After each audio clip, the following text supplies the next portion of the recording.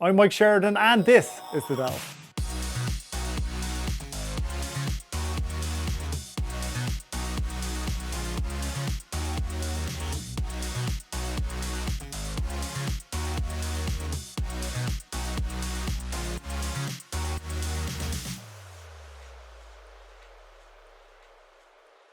Hey guys, you're very welcome to episode 2 of The Delve with Mike Sheridan, brought to you by our buddies, our pals, our compadres at Spotlight Oral Care. Use the code DELVE25 to get 25% off at checkout. Delighted to be associated with such a cool brand this season. I know I mentioned it in the last episode, but still, we're really delighted to have their support and to be able to have the resources to do the show properly. So, my second guest number 2, is in a completely different direction than Bill Burr, a hugely fascinating human being. So my second guest is Anthony Scaramucci, who was the Director of Communications for the White House for a solid 11 days. It's like 11 days given the Trump administration and the amount of people who have come and gone there. That's a win. And I think Anthony kind of thinks that as well. But post White House, Scaramucci became, or the Mooch, people kind of shout that at him from the audience in Colbert and stuff, became very much a household name, became globally known. So that's what I found really fascinating, that kind of, not psychology, but a little bit, I guess, of going from, like, I mean, he's a finance guy, he's written books, he was on TV, but going from relatively well known in that New York financial scene, investment scene, to global fame, to everybody knowing who the Mooch is, because it was on the news constantly when he left the administration. As is the way with Donald Trump, and people seem to leave his administrations, it doesn't go well. So we start the conversation by talking about General Kelly, who Anthony had literally just spoken to a couple of days beforehand, and that had broken a whole bunch of news as well. It was the first interview that General John Kelly did, who was Donald Trump's chief of staff. So it's a unique, fascinating insight into a mental situation that I think is going to reverberate throughout history, that is going to be talked about in a history book. So I really enjoyed the conversation with Anthony. I really appreciated his time, and I hope you do too. Anthony, how are you? Yeah. First of all, how's the family? How's everything in New York? Yeah, everything's okay. I mean, listen, I mean, we got blasted here in New York, so everything's okay. I mean, it's not, I don't think you could meet a person in my industry that doesn't know somebody that's passed from the virus. But New York was one of those cities as well that it very much went global, what was going on there, and Mhm. it sounded pretty horrific. So everybody's kind of been touched by it, or know somebody who's been touched by the virus. Well, I mean, if you do the math, there were 21,000 people that died. So if you just think about the magnitude of that, that was, you had probably 3,000 people die in 9/11. So that was about 7 9/11s for New York. Oh, it's horrific stuff. Okay, well, I really enjoyed your conversation with General Kelly last Friday. Yeah, I thought that went well. No, he's a very formal guy, but he's a very patriotic guy. He's a very sincere guy. So, You, and I think him and I make strange bedfellows in the sense that he fired my ass from the White House, but here we are as friends in solidarity on an issue that's obviously very serious for the world and for our country. So are you guys friends? And are you guys kind of, because you had planned that interview before? I mean, this is the thing. We're recording this on June 9th, and this will go Yeah, out next week. But the news yeah, cycle changes at such a pace nowadays. yeah. hmm It's really, really frightening. But you Yeah, no, guys had that interview planned. yes. So he has come to my conference, known as the SALT conference. He spoke in Las Vegas. He also spoke for us in Abu Dhabi. He's a great guy, and obviously an American patriot. He lost his son in Iraq as a U.S. Marine, so he's a 4-star general, but he's also a Gold Star family member. And listen, I have a lot of respect for him. And our relationship didn't start out great because my first time meeting him, he was firing me. So, I mean, it was a little rough, but I think that says a lot about him, frankly, that we were able to build a relationship after that. But listen, I mean, it would be hard to understand unless you have a political agenda that's related to your power preservation, supporting Donald Trump at this moment in time, if you're a thinking person. So, I mean, that's my thought about it. And I get why he has supporters still. I understand the ardent support But that's mostly a result of the culture war and not a result of their sound thinking. Well, I want to get into that stuff because this is one of the reasons why I wanted to talk to you, because you have such a unique insight. But before we do, from a purely personal perspective, you were very well known in the world of finance in New York and in the US. But when you took over in the White House as a comms director in the White House, you became not just a national household name, you became a global household name. Like, well, I'm sitting here in Dublin, in Ireland, watching you on Colbert. What was that experience like for you personally, just to be all of a sudden every camera, It's a little bit surreal. Look, I grew up in a blue collar family. My dad was a crane operator. He was in the union. He did 42 years at the same company. So my dad was making good enough wages to put us in the middle class. But there was no college educated people in the family. So my brother and I were the first two people to go to college. So my odyssey from my hometown and how I grew up to Tufts, to Harvard Law School, to Goldman Sachs, it's been a series of rites of passage, and it's been a series of, in some ways, adjusting to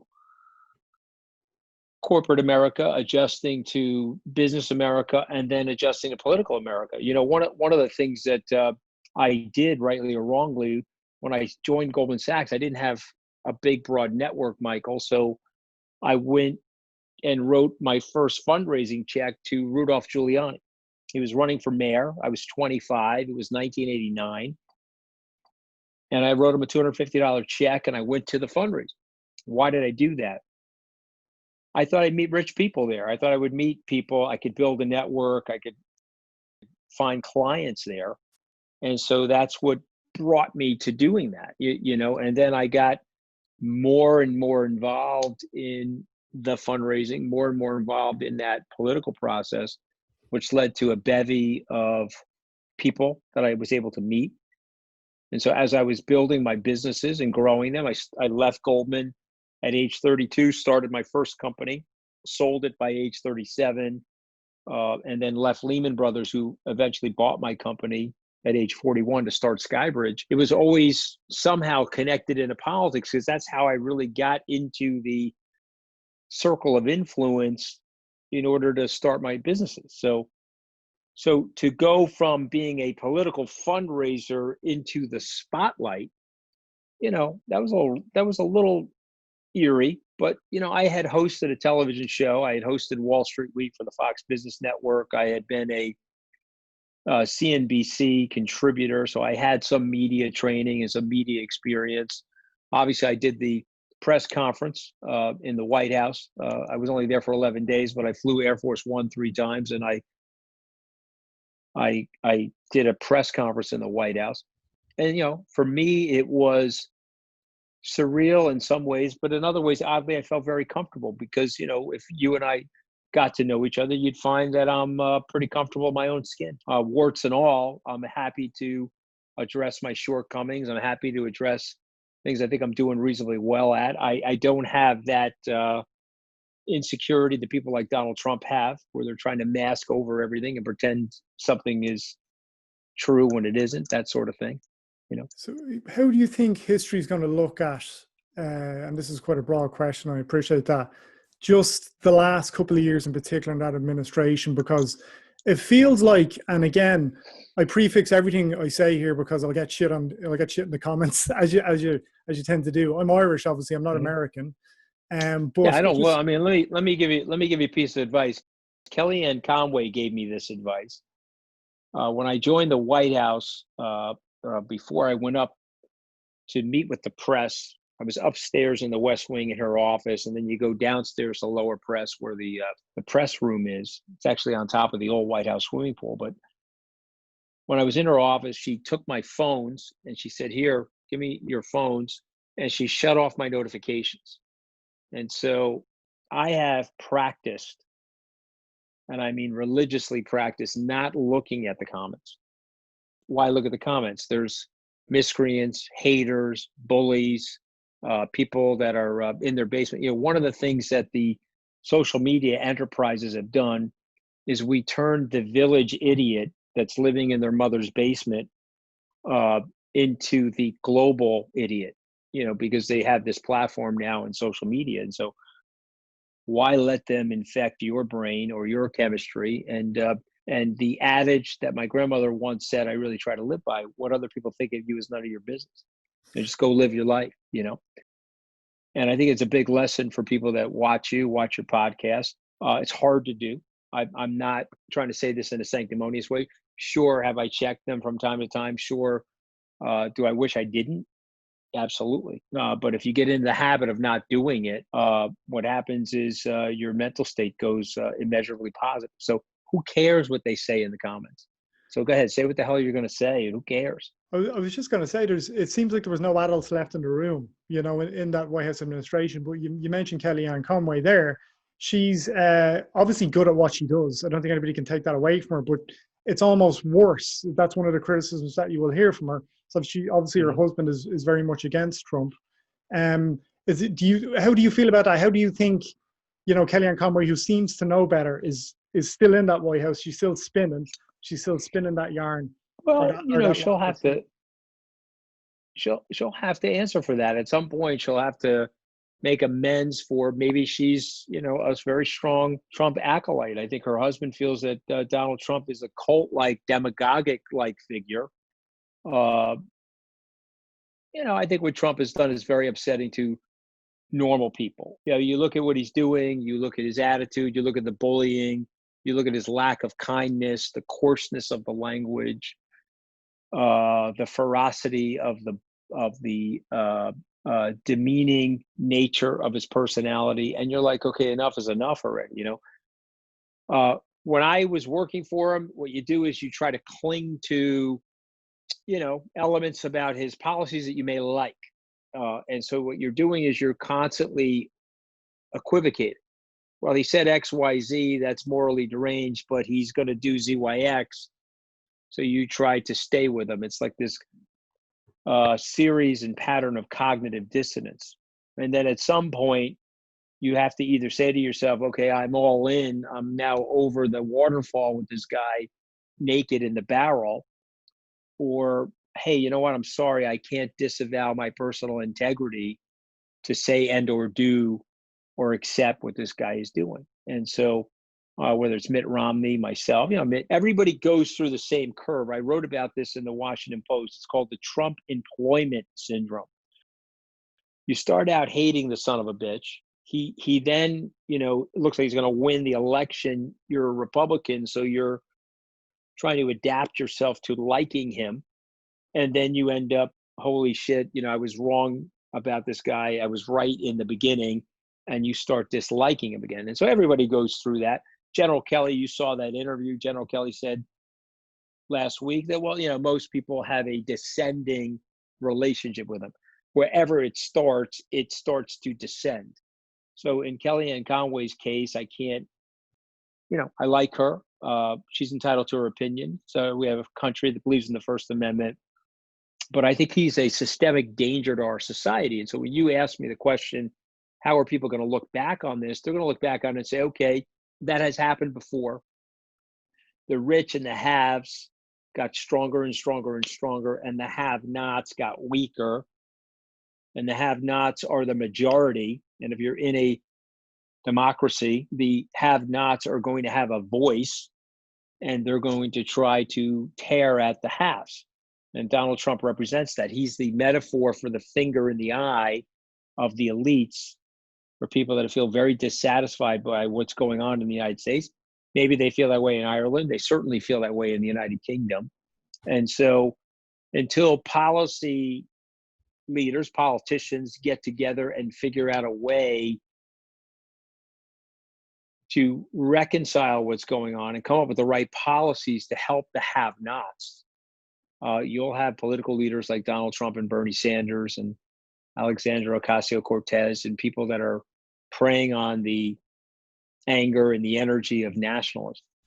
And it's sad, actually. In a lot of ways, all of these great countries, whether it's Ireland, the United States, the English-speaking countries, the democracies of the West, this whole Western canon of liberalism, I think that our leadership over the last 25 years has failed to provide the underpinnings of support and help to people that are born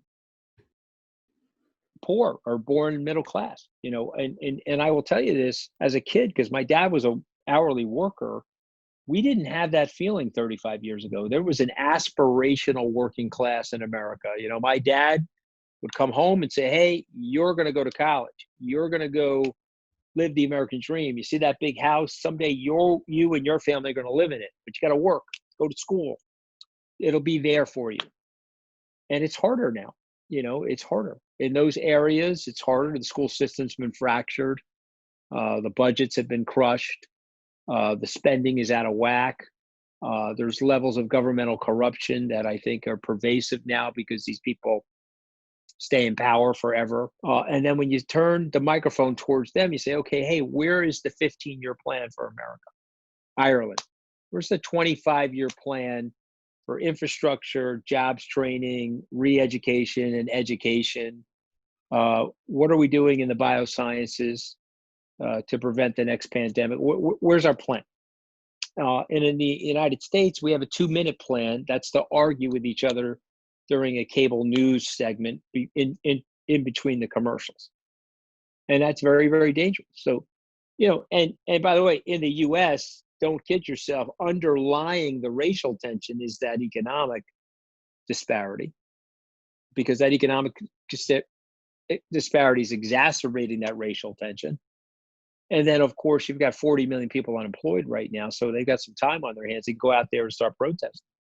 Hey guys, sorry to interrupt the show. I just wanted to briefly tell you about our sponsor for this season of The Delve, Spotlight Oral Care, which is an Irish company founded by 2 Irish dentists. They're a sustainable company, they're an ethical company. So long story short about me and my teeth, I had my teeth straightened a couple of years ago. It made me hyper aware of oral care in general. Spotlight Oral Care really recognize that and do products specific for people. So I've been using their men's teeth whitening strips for a couple of weeks now. I've found it fantastic. I've also been using, which is the crown and the jewel for me, the Sonic toothbrush, which is just a phenomenal product. It's got 3 different settings. It's got a 2-minute timer, so you're cleaning your teeth for 2 minutes. I'm using their sensitive toothpaste, and you're cleaning your teeth for 2 minutes, and it just switches off. You're like, okay, I've brushed my teeth for the sufficient amount of time. They've also given us a discount code of DELVE25. So if you use the code DELVE25, you'll get 25% off any Spotlight Oral Care products on their site. Back to the show. You mentioned the haves and the have-nots there, and I think that's really interesting because, and you mentioned Bernie Sanders and Ocasio-Cortez, because America is such an individual entity that, obviously has a reverberation throughout the rest of the world. But I was basically in pre-production on a documentary series about the US election before all this COVID stuff hit. And I met a director early on, and his perspective, I think, is a general one. And I met a director earlier on to make this documentary. And the documentary was called Left Right, kind of a very basic top line, we meet people from the left, we meet people from the right. And he said, well, look, America's not left. Like, Bernie Sanders isn't left. These like Alexandria-Cortez, and my team's extreme in an American perspective, but in a global perspective, universal healthcare isn't a extreme notion. It's just something that's there in a lot of places. Is that something that feels? Yeah, I agree with that. I know. I agree with that. I here's what I would say. I would say, you're doing a documentary called Left Right. We need another documentary. Maybe this will be your second documentary. Let's do one called Right Wrong, because let's stop focusing on left and right, and let's focusing on what are the right or wrong policies. And so, and I'm not picking on Alexander Ocasio-Cortez or Bernie Sanders. In some ways, Representative Ocasio-Cortez, I respect. She's a very hard worker, and she has certain ideas that I think are workable. She has certain ideas that I think are Looney Tunes. I mean, the Green New Deal is not something we're going to do. We're going to have to figure out how to curtail the carbon emissions. We're going to have to figure out a way to help the environment heal. but we're not going to do the Green New Deal. I just letting you know that that's just not going to happen. There's too many political forces that would prevent that. So I'm a little bit more practical. But her comments about the need to help the indigent and the middle class and the lower middle class, I think resonate. Right or wrong, should we have a universal health care system in the United States? Well, let me tell you something that you probably know, but I think it's worth repeating. Ronald Regan in 1986 signed legislation, and obscure in the legislation, he actually created universal health care in the United States. Let me explain to you how he did it. In that legislation, it was one of the pieces of the legislation said, if you're sick and you go to an emergency room, the doctors and nurses in that hospital have a legal obligation to render you care. So I could walk in tonight I have no insurance. I walk into the emergency room, my throat is killing me. They've got to see me. They look into my throat, they swab it, they give me the penicillin for my strep throat. Now, they'll bill me for it. I probably don't pay it, and then they have to eat that as a loss. And so the great irony is the great conservative Ronald Reagan, and perhaps it was by accident, he created universal medicine in the United States because people walk into the emergency room all the time. It's a last minute step. Now, I'm being facetious, of course. I mean, that's not the right way to have universal health. But if you ask me right or wrong, do we need a platform of universal health in the United States? We do. And we don't have it perfectly created now. Governor Romney, who was a Republican, he tried to create it in Massachusetts when he was the governor there. He created something called Romney Care. That's worked really well in Massachusetts. 99% of the state is covered. They have a Republican governor right now, Charlie Baker. He always compliments Governor Romney for the prescience of setting up the plan in a way that was fair for that state. If Governor Romney became president, what he would have said about Obamacare is that it's a great idea because it had lots of elements of the DNA of Romney Care, but he would wanted it to have been a little bit more Swiss Army knife-like, meaning not a one-size-fits-all for the whole nation, but different states and different cities and urban places would have different levels and tiers of care pursuing to the interaction with their state and local government. So I'm for that. I'm a Republican, but I think the time has come for that. I think that the world has changed so rapidly. If you're in a pandemic with the specter of more pandemics to come, well, guess what? You could have the Cadillac, Rolls-Royce healthcare service, but the indigent person that doesn't have it is the one that infects you and takes you lights out anyway. Meaning you have to have a safety net of protection for everybody in order to protect everybody. And I think that's the great irony of our lives. We think about this maybe somewhat from a level of social Darwinism, but if we thought more clearly about the collective nature of our states, we would be way better off. I don't personally want to live, and I've said this to my friends on the left, I do not want to live in a barbed-wired security compound in a McMansion, driving a Rolls Royce, wearing a Rolex, while my fellow neighbors are suffering and struggling. I don't want to do that. Flip side, though, I don't want to create a society that doesn't have unlimited upside for people. Someone like Jeff Bezos that's creating all that value for people and mechanize that whole system. I have no problem with him having a preponderant amount of wealth. But I am worried about the unevenness of opportunity. So if you said to me, should we have equal outcomes? No. But is it incumbent upon us from right or wrong to create a greater and broader platform of equal opportunity? Absolutely. We have to do that. We have to get our politicians to cut out the bashing of each other and try to come up with ways to do that are effective and affordable and efficient. Because you're talking about balance, and that's one of the reasons probably why Ocasio-Cortez or Bernie Sanders are, because they're the yin to the yang, right? They help give you that balance, but you'd probably need them on the right to meet somewhere. I need them on the far left. I respect both of them. They're very hard workers. I don't agree with them on everything, but they're very, very hard workers. Bernie Sanders is right about the crony nature of capitalism. He's right about the feeding trough at the top. Look at what's going on right now. The COVID-19 thing comes in. The Fed does what? Jams down the rates. The markets go down. The Fed jams down the rates. The markets go back up. The rich people own the market. The rich got richer again. You see what I mean? Bernie Sanders is right. There's a level of crony capitalism in the system. The government is feathering the bed of the donor class that's writing the checks to the politicians, and the politicians are responding by using governmental money to prop up the donor class. By the way, truth be told, I've benefited from that. I'm on Wall Street. I own a lot of assets. My assets have gone up. I don't want to keep you too much longer. Just one or two things I want to get to before I let you go, Anthony. I appreciate your time. I can only imagine how busy you are. First of all, you mentioned Mitt Romney a few times there. Lord knows where the news cycle is going to be at when this goes out in a week's time.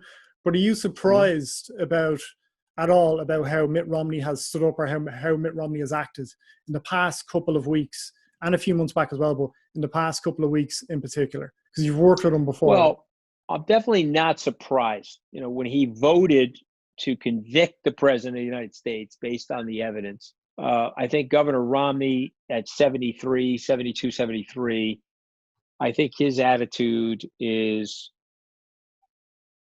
I'm doing this for my grandkids. I want my grandkids to remember me and what my legacy should be, right? So we're talking about left and right. He's more about right or wrong. And so, somebody like Lindsey Graham or Mitch McConnell or these other guys, they've decided, hey, I'm in for the full equivocation for power and personal power preservation. Governor Romney's like, I could care less. I'm going to tell you what I exactly think. And so there's a great schism in the Republican Party right now in the United States. It's worse than the schism between Ronald Reagan and Gerald Ford back in 1976. And so what will happen to this party after Trump is gone will be a fascinating discussion, because we're going to need to rebuild the party. We're going to need to have a strong party. He's hurt the party in almost incalculable ways. And you've got this level of subservience to him, which I find lacks courage, lacks integrity. And I think it's going to be a rueful day when all of those people have to answer for their willing supplication to Donald Trump. It's one thing to say, okay, I'm going to try to help the guy. That was me. And that was John Kelly. Okay, I'm going to try to help the guy. I'm an American. I'm a patriot. I love my country. Let me try to help the guy. Okay, wait a minute. This guy can't be helped. This guy's crazy. And by the way, I don't know if you caught this in my interview with John Kelly. There was sadness there. I mean, it's not anger. I'm not angry about it. There's a sadness. I mean, come on, this is our country. He's a beacon of hope for people, at least the country is. Lincoln called it the last best hope for mankind. It's a multi-ethnically diverse country. A lot of people over the years have looked up to us. It's my grandparents certainly did. They left Italy to come here to try to find a better life for themselves, which they did find a better life. And they certainly made a great life for me. But this guy is antithetical to that, and so I don't know. We'll have to see what happens. Hopefully we can beat him. I don't think he's going to win. But let me tell you something about Trump. You have to punch him through the ropes. You're not going to, if the polls are up right now for Joe Biden, he's going to beat Trump. You don't know Trump. You don't know what he's capable of. You don't know what he's like. I was with him during the Access Hollywood situation. Our flash polling after that came out, it came out on Friday, October 7th, the 8th, 9th, and 10th, the flash polling, he was down 13%. And he won the election 28 days later. So, you can't look at the polling now and say, wow, he's down 14, down 10, down 7. He's going to lose. He may not lose. You got to punch this guy through the ropes. He's a systemic danger to the West. Final question, Anthony.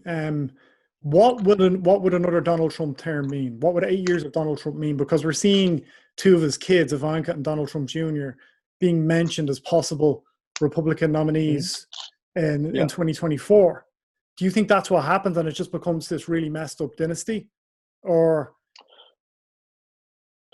Well, look, I mean, listen, anything is possible in America, as we both know. So if he wins, he will definitely try to groom his children for that job. And I think they both seem pretty open in terms of what their political ambitions are. Uh, but listen, I mean, it's a lot has to happen. I think it'll be dark for America, though. I think it'll be dark for the world. Trump doesn't have the human grace. There's something about leadership where really, really good leaders can transcend their atavistic human nature, and they can transcend it, and they can become more sublime. They can have more grace. And Churchill once said that the best among us choose not to judge human frailty so harshly. But here's Donald Trump, making fun of people. He's saying that the 75-year-old man is shoved to the ground, head bleeding. He's saying that he made it up, and it was a pre-staged event, and he fell. I mean, but there's no evidence of that. If you look at the tape, it's obviously ridiculous that someone would even say that. That's that whole misinformation campaign. And so when you think about it from that perspective, you just have to hope. In Hollywood movies, it is rare that the anti-hero wins. And it is very rare that the bully in America wins. The bully is a countercultural thing in America. And so the bully won the election in 2016, and we let him do it. I'm to be blamed for that, as well as other people that supported him. But we have to, after 3.5 years of data and his record, we have to hope that we can beat the bully. And I'm hoping that that's the case, because America really doesn't like bullies. Will you go to Pennsylvania, Michigan, and Wisconsin 100%. for Joe Biden? I Because will, you obviously have an insight. 100%. Yeah, no, my family's from Pennsylvania. I will be campaigning in Pennsylvania, Wisconsin, Michigan, possibly Minnesota. I will go to those areas where the people look like me, they act like me, they sound like me. And I'll try to explain to them in the best way possible what a danger this person represents to their society, and how he has to be expunged from the society as its political leader, so that we can figure out a way to heal our society and to continue the American progress. This is not a perfect country. This is not a country that hasn't had an original sin. Of course, it had the original sin of slavery. It's a country that's had lots of different issues, but it is a country of progress, and it is a country that has advanced human civilization by and large. This is a recession in that, his presidency and how he represents himself and America. And I'm hoping that we can convince people that whatever they think, this is a culture war, Michael. They're worried. They see him as the finger in the dike between them and the latte drinking hordes of transvestites that are going to come over the dam and run their government and change their culture. You see what I mean? And we have to convince them that that's BS. That's not going to happen, and that there's a pluralistic society and there's enough freedom in the society for everyone. So I'm certainly going to try to do that. Anthony, I can't thank you enough for your time. I really appreciate it.